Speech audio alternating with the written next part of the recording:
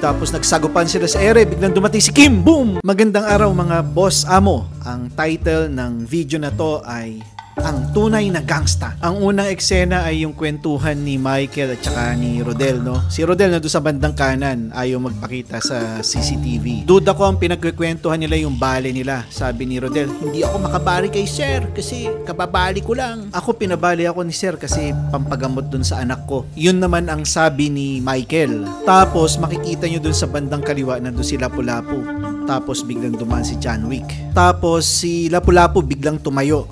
Then kalmado lang na papunta doon kila Michael at kay John Wick. Tapos boom! Ayan, inupakan niya si John Wick, oh. Gulat si John Wick, tapos nagsagupan sila sa ere, biglang dumating si Kim, boom! Ayan na, boom! Dalawa laban sa isa na. Tapos kumagat si John Wick, tapos kumagat si Kim.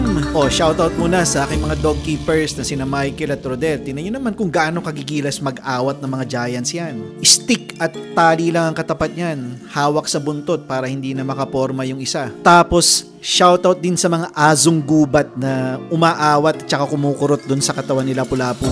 Nagpupustahan yata itong mga to kung sino mananalo eh. Pinoy na Pinoy talaga ang galawan eh, oh. Si Rodel yung pumipigil kay Kim, tapos si Michael yung pumipigil kay Lapu-Lapu gamit yung stick. Tapos yan, nalagyan ni Michael ng tali si Kim.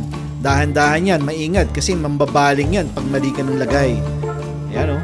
Pag nalagay na, bibigay niya kay Rodel, ilalayo na si Kim. Tapos si Lapu-Lapu naman lalayo ng kusa kasi tapos na yung panggagangsta niya sa mga tropa niya eh. Tapos si John Wick yan, nakaget over na siya. Si Kim ilalayo mo lang ng konti, then makaget over na rin yan. Then si Lapu-Lapu nakamove on na yun, naglalaro na yun sa kabilang side. Oh, mga boss amo, anong masasabi niyo sa galawan ni Kim, John Wick at Lapu-Lapu?